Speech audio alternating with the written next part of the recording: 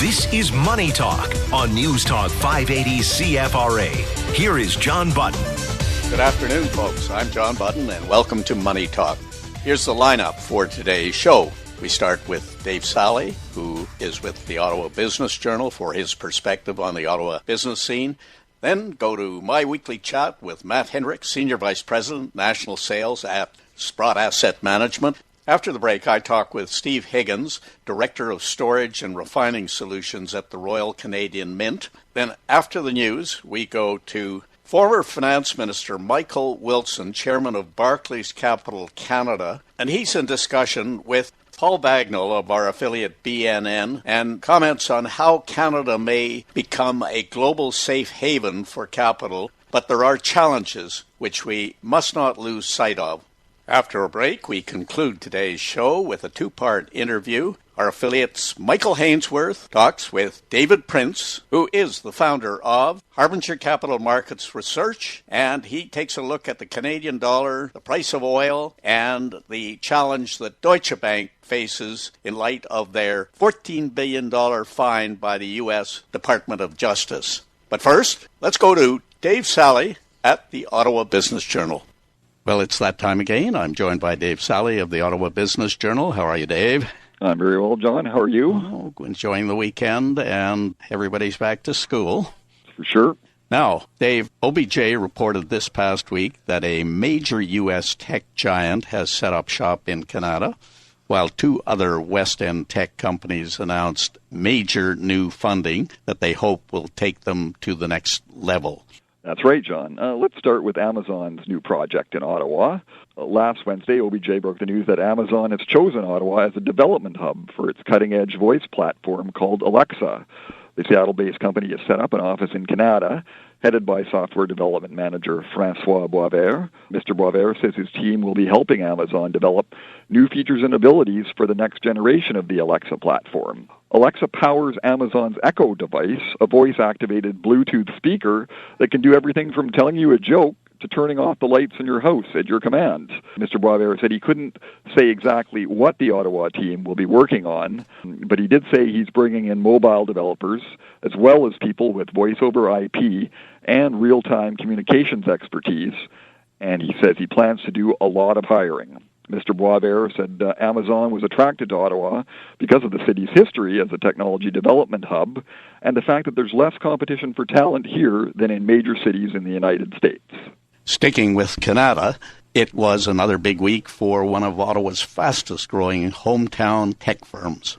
Sure was, John. U.I TV announced this past week it has landed $12 million in new venture capital funding in a round led by Time Warner Investments. Other investors included Vistara Capital Partners, as well as existing backer Kane Anderson Capital Advisors. The Ottawa-based company's software allows developers to use a common code to build apps for a variety of platforms. Its main clients are media and communications companies, including Time Warner's TNT subsidiary, Chorus Entertainment, and Netflix competitor Shomi. U.I has increased its headcount from fewer than 100 employees a year ago to about 180 today. And co-founder Jason Flick says he expects that number to grow to more than 200 by the end of the year. And there's more good news for U.I. It was the highest-ranked Ottawa company on the Profit 500 list of Canada's fastest-growing companies released this past week. It came in at number 15. The company's revenue has grown a whopping 4,453% over the past 5 years. And finally, another Canada company also celebrated a cash infusion recently. Yes, John, that's right. Fuseville announced last Monday it has received $6 million in new venture capital in a round led by new Toronto-based fund, Scale Up Ventures, as well as Washington, D.C.'s Langdell Investments. Past investors Omers Ventures and BDC Capital are also taking part in the round. And former Omers Ventures managing director Kent Sexton, who is now managing partner at Scale Up Ventures, will also become chairman of the board at Fuseville. The Canada firm makes cloud-based software that helps small and medium-sized businesses manage recurring billing issues, such as invoicing customers and chasing down past due accounts. CEO Tyler Amey says it's an $8 billion market that very few companies are currently serving, and he believes his firm can become the leader in the space. In an effort to help scale up that growth, FuseBill recently hired veteran software executive Rob Sutherland as its new Chief Revenue Officer. Mr. Sutherland, a former vice president at Halogen, says he sees a fundamental shift toward a subscription-based billing model in the software industry and believes FuseBill is only scratching the surface of its potential right now. FuseBill is already no stranger to growth. It's made OBJ's list of fastest-growing companies for the past 2 years, and last week was named one of Profit Magazine's 50 fastest-growing startups in Canada. Mr. Amy says he expects the company's headcount to jump from about 35 now to around 60 by the end of the year. And Dave, what's on the OBJ radar for the coming week? Well, John, in keeping with the fastest-growing theme, international accounting firm Deloitte is announcing its list of the 50 fastest-growing technology companies in the National Capital Region. The list will be unveiled during a celebration on Tuesday evening at Mulligan's Golf Bar on Queen Street. For all the results, check out obj.ca on Wednesday. Well, thanks so much for joining us this afternoon and bringing us up to date, and enjoy the rest of the day and have a good week. Now to Matt Hendricks. I'm joined by Matt Hendricks, who is Senior Vice President, National Sales at Sprott Asset Management. How are you today, Matt? Very well, John. Very well, thank you. Okay, well, it's been an interesting week. Deutsche Bank was levied a $14 billion fine by the Department of Justice in the United States for banking indiscretions. And Wells Fargo, which is a massive bank and also a favorite investment of Warren Buffett, is in the same boat as well. Well, remember, they got caught for opening up like 6,000 fake accounts for customers and got something like fined, $500 million. Now, the Bank of England left interest rates at 0.25, that's 0.25%, and U.S. and Canadian markets were volatile this week. And, of course, we're all waiting for the Fed's rate decision. And Lael Brainerd, who is a Fed governor, spoke on Monday and indicated that from her perspective, it wasn't a great idea to raise interest rates at this time. Matt, I want to ask you about the flow-through offerings that you have, because they look really interesting as an alternative investment and a tax reduction product. Could you give us your thoughts?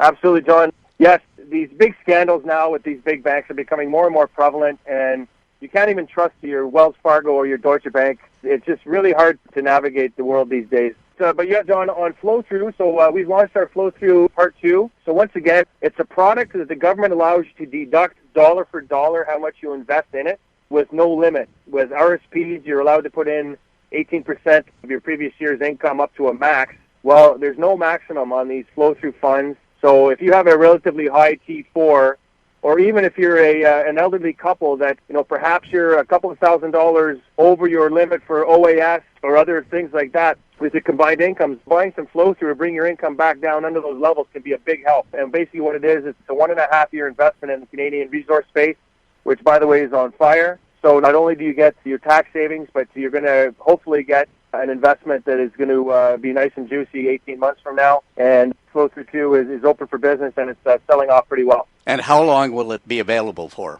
It will be available till mid to late October. Now, I think we should reiterate, because of these volatile markets, the defensive strategy of John Wilson. Absolutely. John Wilson buys quality large-cap North American companies and layers his portfolio with what we call portfolio insurance to insure against mid to massive drawdowns. And tell you what, with markets being this toppy, and we're starting to see, a slow decline here, that this could be the beginning of a downward spiral. And John's fund has actually held up very, very well over the last couple of large downturns that have been on the Dow and the S&P in the last 6 days. Well, for listeners and advisors who would like to get more information from you on both the flow-through offering and the enhanced strategy, how do they get a hold of you? John, I'm always reachable at 1-866-299-9906, or please remember to visit sprott.com. Thanks so much, Matt. Have a good Sunday, and we'll talk again next week. Okay, John. All the best. Okay, folks, we're going to a break, and when we come back, my interview with Steve Higgins, who is Director of Storage and Refining Solutions at the Royal Canadian Mint. Stay with us. You are listening to 580 CFRA. You're listening to Money Talk on News Talk 580 CFRA. Well, it's good to have Steve Higgins, who is the Director of Storage and Refining Solutions with the Royal Canadian Mint, back with us on Money Talk. How are you, Steve? I'm great. Thanks, John. Well, it's so good to catch up because we have had stronger precious metals markets during the past year and a recent consolidation. I guess where I'd like to start off is to ask you about your background and your role at the Royal Canadian Mint. Yeah, I've been at the Mint for the last 7 years, working in the precious metal space and around our bullion and refinery services. Yeah, the Royal Canadian Mint, we're in the business not only of the production of the circulation coins that everyone knows and the collector coins, but also in the bullion and refining space. So we produce, we're actually the number one producer of 1 ounce gold coins in the world, number 2 for silver, and we also have full service refining business that we do to supply that production of gold and then service the financial markets as well in terms of physical metal products. So physical space is what we know best. And of course, the Royal Canadian Mint's been in business for a long time. Over 100 years. We started in 1908 in the Ottawa facility. Now, I guess what I'd like to get from you is your perspective on the supply-demand situation in the precious metals markets. Yeah, so it's been an interesting year. Ends up pretty flat, but the story goes that physical demand was really good in the bullion space for about the first 6-7 months of the year for both gold and silver bullion products, and then come August, we start to see a bit of a slowdown, which isn't uncommon, a little bit of a summer slow, but we're waiting to see whether that picks up now that September's rolled around. This year, though, we've seen a lot of shift in some of the bullion products from China to the U.S. So generally, we've seen some of the Asian demand go down for jewelry in particular, but also for some of the financial products. But we've seen shifting towards some other things in the U.S. So some of the COMEX bars have certainly picked up as people are providing physical into that market and less into the kind of the financing that happens in the Chinese markets. And then to offset the reduction in demand on the jewelry side out of Asia, we've seen a big pickup in gold exchange traded products that have been demanding significantly more physical metal as some of those programs grow. And does that indicate that the retail investors and institutional investors are beginning to pay attention to gold and silver as an alternative currency to hold in their accounts, or a proxy for cash? Yeah, we've certainly seen a big pickup in the gold investment in particular, silver as well, but gold has been quite notable. And it is people deciding to hold more of a position in these things. We saw a big pickup, particularly in our own exchange-traded receipts in and around Brexit. So a little bit in advance and certainly after, we saw large flows of money into receipts as investors looked around for access to precious metals. And do you think the trend towards negative interest rates in a lot of countries is helping the demand for precious metals? Certainly. People look at it as an alternative asset, and if you can make a really good yield on really safe bonds, then people will move a little bit more money towards bonds, and in a low interest rate environment, it really gives gold and silver help. And gold bullion held in storage at the Royal Canadian Mint is a very different animal than gold shares. And Mark Twain used to say that gold shares are a hole in the ground with a liar on top. But there are some very good gold mining companies. I talked with John Embry, of course, of Sprott Asset Management, who has a lot of experience in this area, and he feels strongly that you should have a complement of really good gold mining companies along with a physical gold vehicle such as the Royal Canadian Mint's exchange-traded receipts.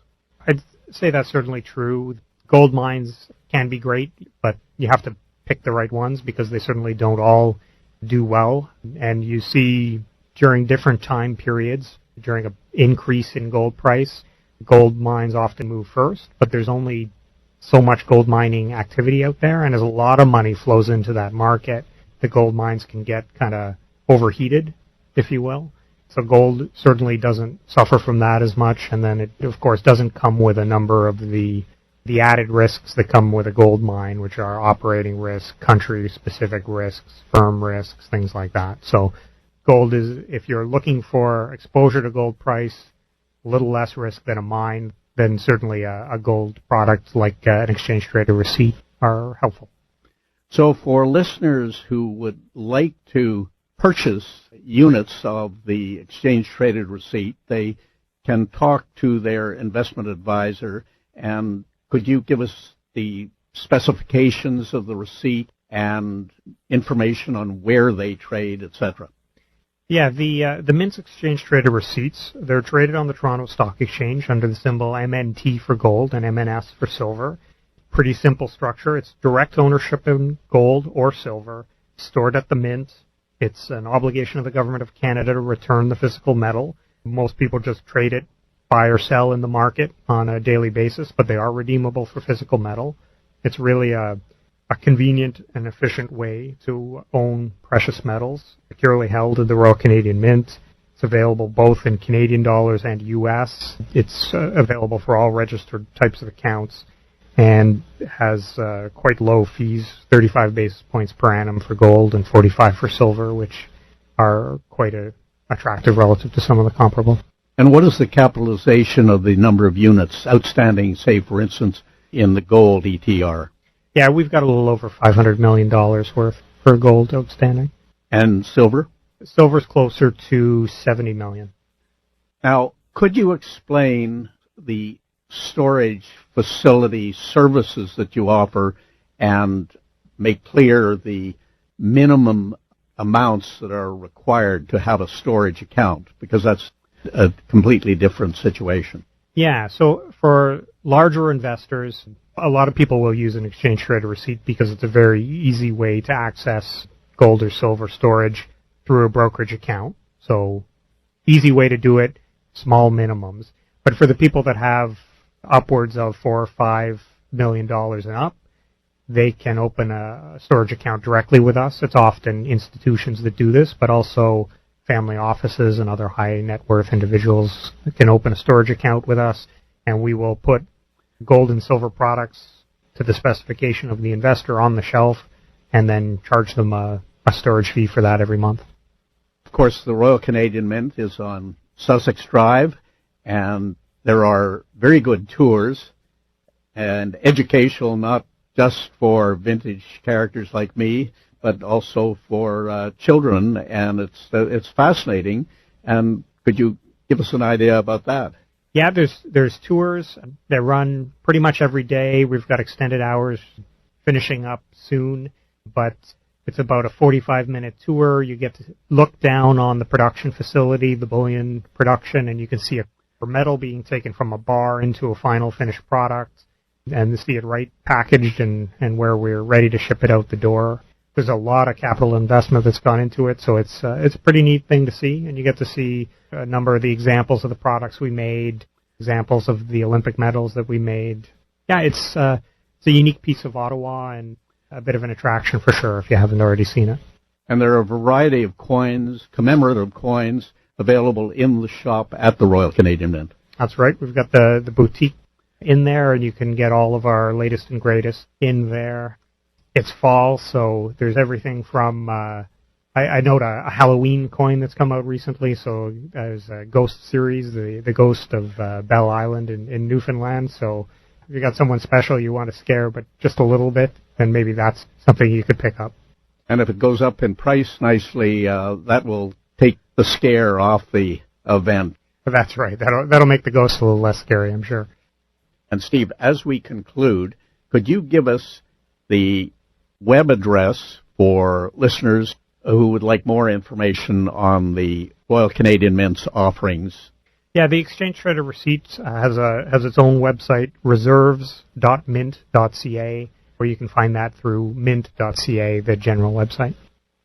Steve, thanks so much for joining us today, and we'll look forward to catching up again soon, and all the best. Thanks very much, John. Always a pleasure. As regular listeners know, I'm a great believer in holding physical gold in one's portfolio. And of course, the allocation has to be determined depending on one's situation and with the advice of a registered and qualified investment advisor. But we're in an era of negative interest rates and also competitive devaluations. And you have to keep in mind that all currencies are paper. And the central banks have been very good at creating currency basically out of thin air to stimulate economies. And in my opinion, the go-to investments for security are the Royal Canadian Mint's exchange-traded receipts that are listed on the Toronto Stock Exchange, and those are gold and silver, and also, of course, the Sprott Physical Gold Trust and the Sprott Physical Silver Trust listed on the Toronto and New York Stock Exchanges. And Sprott offers a number of other precious metals strategies for investors. Okay, folks, we're going to the news, and when we come back, Michael Wilson, who is chairman of Barclays Canada and our former finance minister. And we'll conclude today's Money Talk with a two-part interview with David Prince in conversation with Michael Hainsworth of our affiliate BNN. And, of course, David Prince is the founder of Harbinger Capital Markets Research, and you won't want to miss his take on markets. Stay with us. You are listening to 580 CFRA.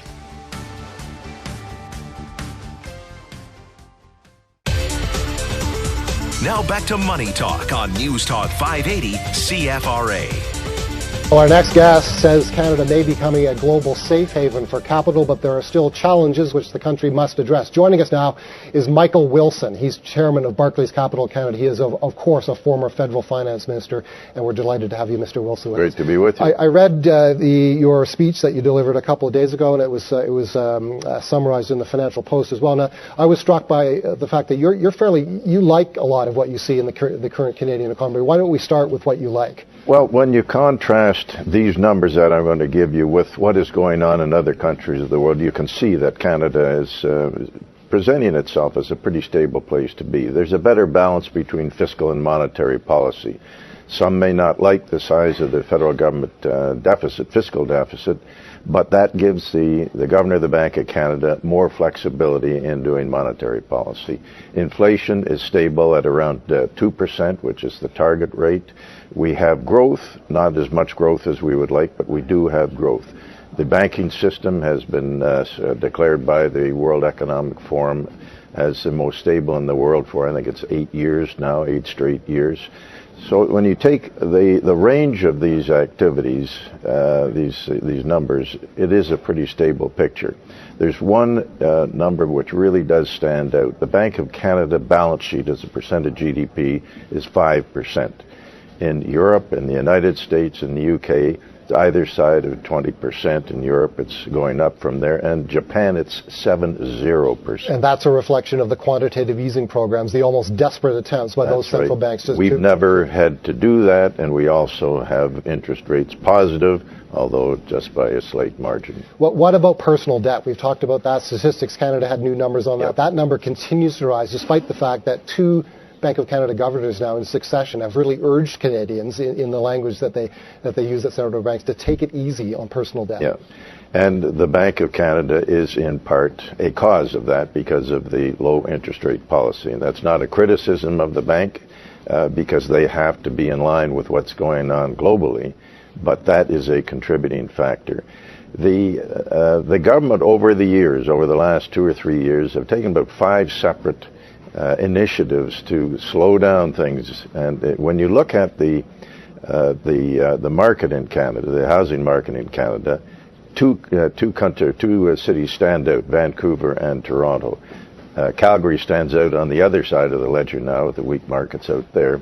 But basically, the market in the rest of Canada is not bad. It's not out of line. It's not excessive.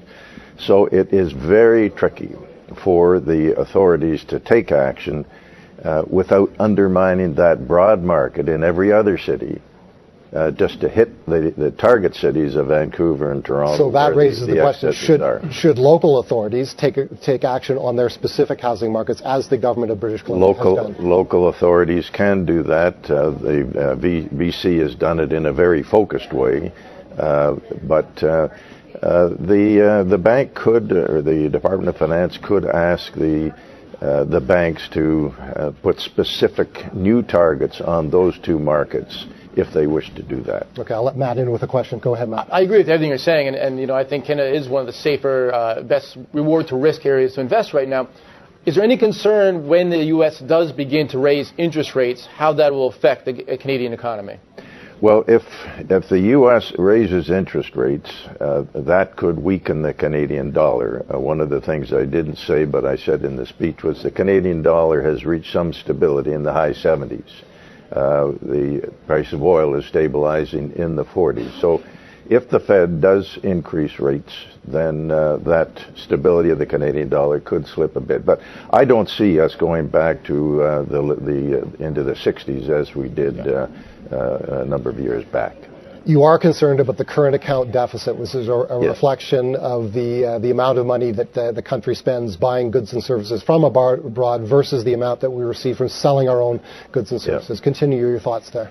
Well, this is an awkward one because it's tied into just a very large number of things. That's a comprehensive measure. But it does say that we are living beyond our means in this country.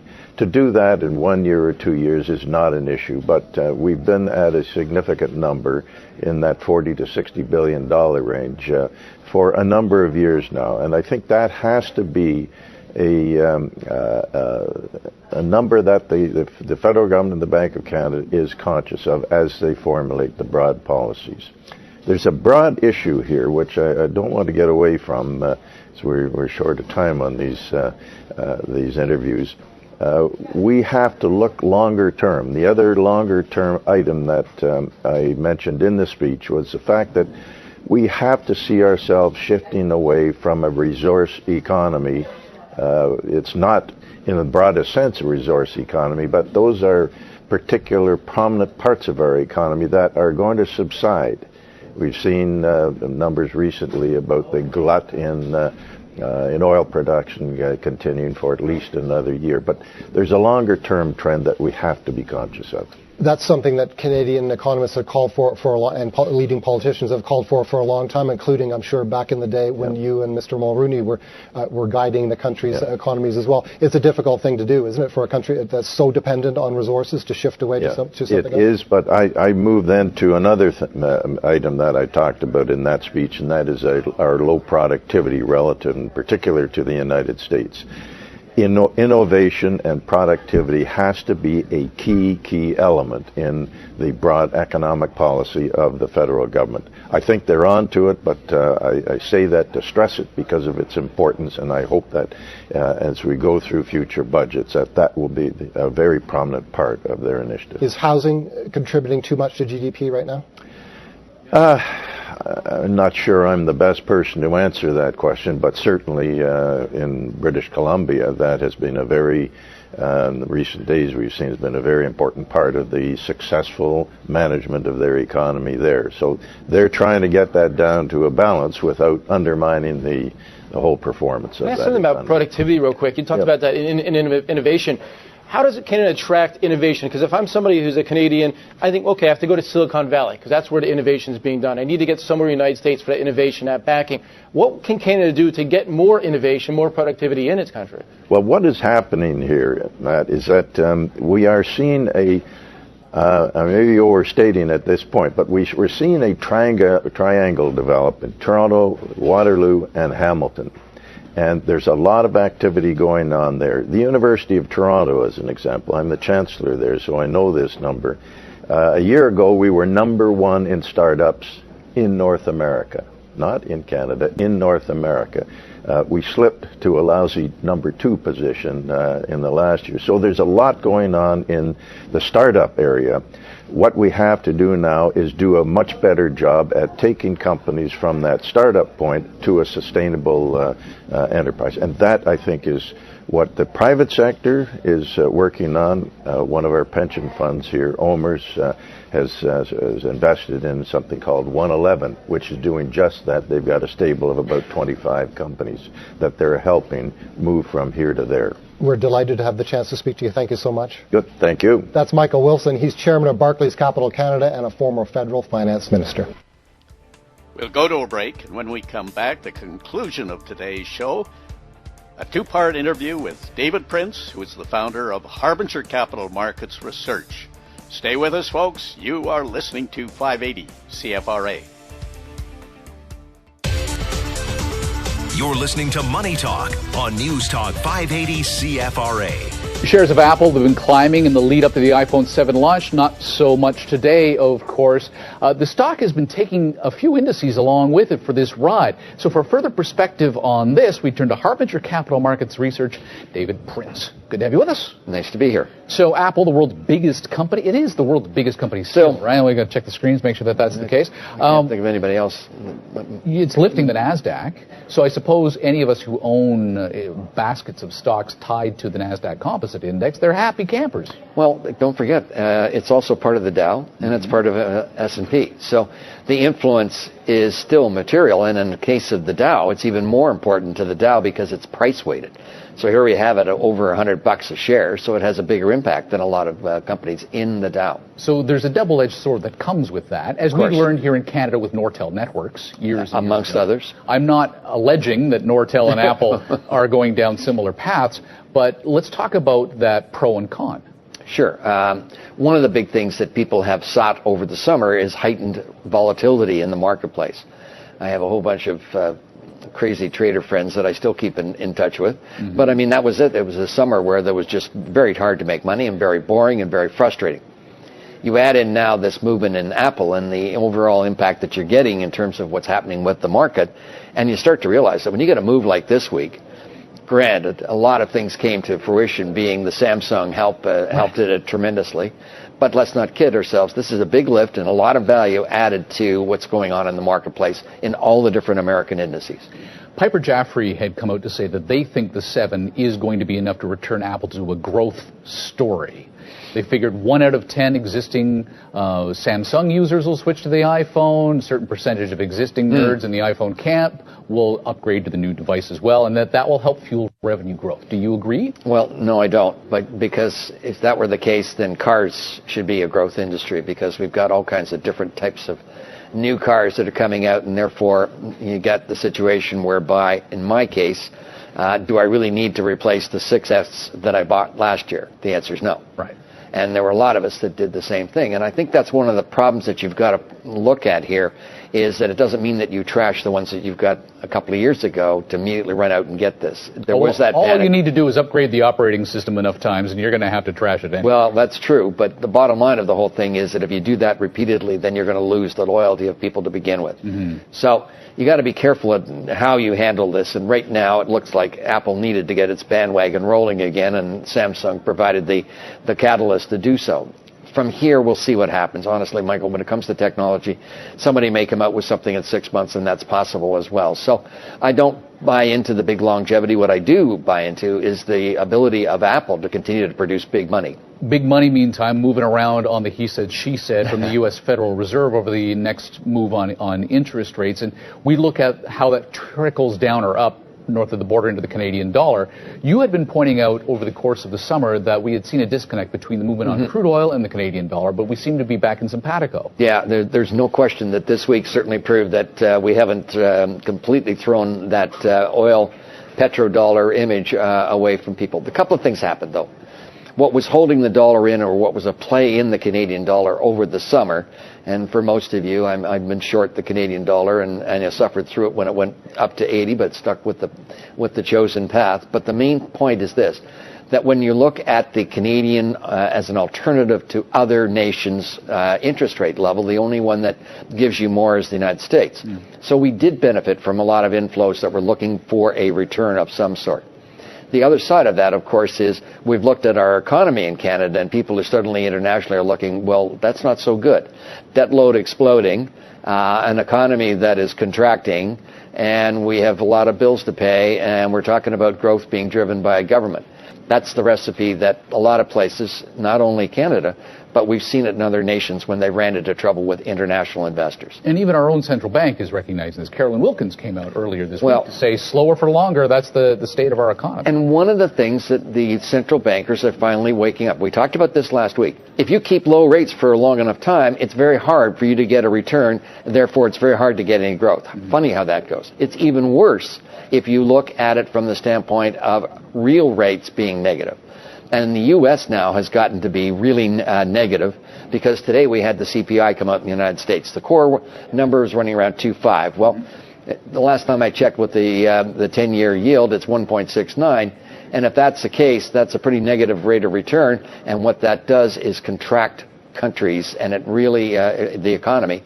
And the last time we saw this was in 2012. I've got this graphic I want to show that's titled A Confusing Message that basically tells us what's going on here. And this one, negative real rates. This is the one that I'm talking about. Yeah, perfect. Because now you can see that what happened back in 2012 is when you had that white line, which is the yields in the U.S. Treasuries, well below that of the core inflation rate in the United States.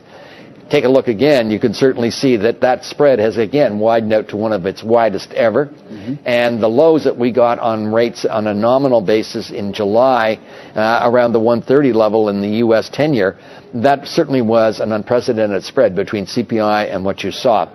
So when you get negative real rates, this is what everybody's starting to appreciate. The fact is you get a negative return on your economy because you can't get people with the income. And we talked about this, and I'm not going to belabor the point, but it seems to me that central bankers are finally realizing that they've already done enough damage. And now they've got to figure out how to get out of this mess, and they don't have any really good ideas. Well, let's take a break. Come back. We'll sort of expand this conversation. Talk about Germany? Sure. Don't mention the war. When we come back, investors' flight to safety driving the German 10-year yields back into negative territory. We'll tell you what that means when we return.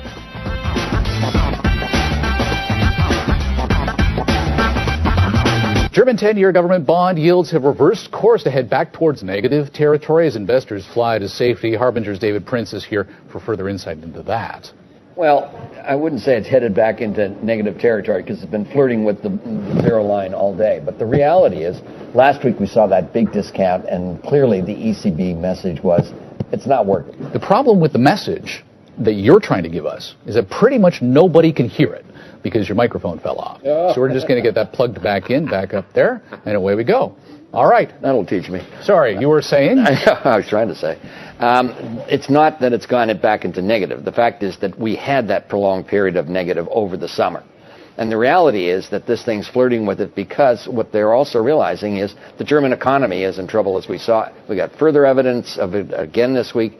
And the reality to me is the fact that what you're dealing with is that the world is sensing that the end of this negative rate stuff, it's not doing the right work. You're going to need one of those new 4K HD TVs to be able to see the ever so modest move above the zero line. Well, I think when I came out, I think it was something like 0.06 or some craziness. But that said, it's still a ridiculously low level because you're talking about a 10-year Bund, and I know some people like to hear the word Bund. Oh, I like Bund. Yeah.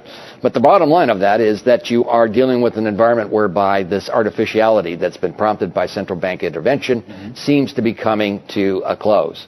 That, to me, is really positive because we've seen the damage that that's done. Economies globally have not performed as everyone has anticipated coming out of a recession. Which was interesting because we were so optimistic about that, even just over the last several months, but that optimism is really starting to fade. Well, you're not the optimistic one, of course. It's hard to get me optimistic on the markets these days. But the point is that when you look at what happened at the beginning of this year, there was a great deal of cry for you must get into European. We're going to see the big bounce in their economy in the last half. And what I'm going to show you clearly is in the case of the overall Europe 500, which is a pretty reliable indicator, broad enough that I certainly trust it a lot more than some of the other indices for Europe. But that said, we're basically back to about even on the year when it comes to the European 500. Mm-hmm. The DAX, which had been outperforming as people thought it was going to get the pickup in growth from particularly a big pickup in China. Well, that's not the case. Now the Germans got their own problem. Number one of which, of course, came to light today was the Deutsche Bank. Oh, another 14 wonderful billion, was it? Well, I mean, the reality is equity market cap, 18 billion. Yes. They're going to find them 14. Well, every other bank has been able to whittle that big headline number down considerably, especially Goldman Sachs, who were able to remove themselves from a blunt of that big fines that they had for all the manipulation they had in the mortgage market. Well, no wonder people get so upset. Yes, it's a headline of 14 billion, but it's going against shareholders, not against the people that were responsible for this mess in the first place. Mm-hmm. What you'll note today, no admission of guilt. No admission that... There's never admission of guilt. But we accept the fact that the fine's a little steep. Just a little. $4 billion shy of the total market capitalization of the entire company. It's farcical. Anyway, no wonder people like Elizabeth Warren has such a good audience, because people are getting frustrated with the way this is coming down. You think that's what the $14 billion figure means? This is more of a political thing than it is anything else? It probably is, Michael. I mean, but all the numbers have been big. The first announced numbers in every case have been very large and have been whittled down considerably. But that said, it certainly gets a message across. But will it stop? As we found out with Wells Fargo this week, it hasn't. And the bank stocks in the United States, maybe we have a better understanding as to why the banks have been underperforming. It's not the yield curve. It's all the hidden skeletons that no one seems to be able to get to. Well, let's go down that rabbit hole. You mentioned Elizabeth Warren. She set her sights on the Wall Street bankers, saying that once we've got this election behind us, it's time to actually start putting some of these guys in jail. Mm-hmm. What do you think the net impact is on equities and an environment like that in the financial services sector when you've got talk of perp walks? Well, I think there's some positives that people are not recognizing at this point. One, of course, to me, is that if you had any confidence, and as the general public right now has very little confidence in the ability of the SEC or any regulatory body in the United States to actually make it a fair deal for the average consumer. There's no question in my mind that the banks, which are yielding a pretty hefty yield at this point, will find that that's going to be taken away in some cases in the United States because they're going to be paying fines. But the reality is that once you set the goal of getting the people behind it in jail that actually did the bad deeds, they broke the law, bottom line.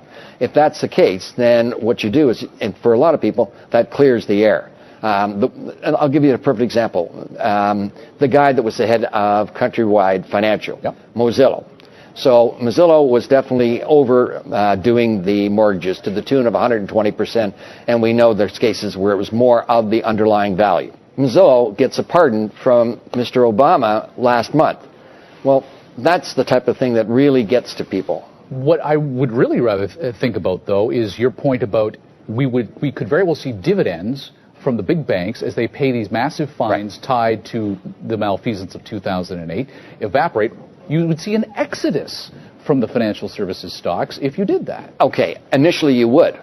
But at the end of the day, there would be a positive that would come in because people would therefore want to participate and feel like they could participate back in the market. We've had a big exodus from the market in this last year. People, the average American has been turning in a lot of their different shares. I think that it ultimately would clear the air and make it a lot friendlier for a lot more investors. So my long term on that would be more positive than it would be negative. We ended on an up note. There you go. I'll try not to. David Prince is the founder and president of Harbinger Capital Markets Research. Well, that's it for Money Talk. Thank you so much for joining us this afternoon. Hope you're having a good weekend. We'll be back 2 p.m. next Sunday. I'm John Budden, and you are listening to 580 CFRA.